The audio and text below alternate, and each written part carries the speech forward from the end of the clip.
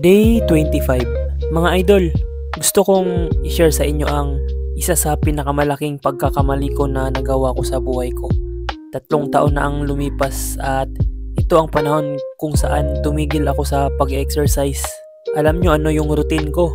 Nasa bahay lang, nakatutok sa computer at kain ng processed foods katulad ng pansit canton. Ganun lang araw-araw, walang papawis. Walang kahit anong physical activity. Dumating ako sa puntong umabot ang timbang ko sa overweight.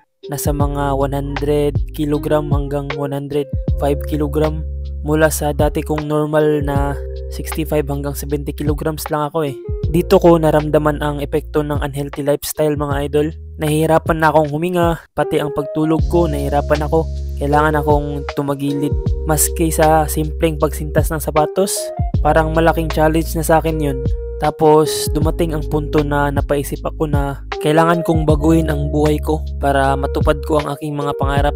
Mga routine ko, lifestyle, sa awan ng Diyos, sa tiyaga at disiplina lang.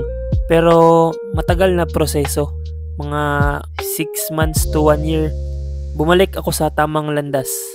Bumalik ako sa regular weight ko. Ang lesson dun is mahirap ang unhealthy lifestyle. Kaya habang maaga pa, mag-exercise tayo araw-araw para mas malayo tayo sa sakit.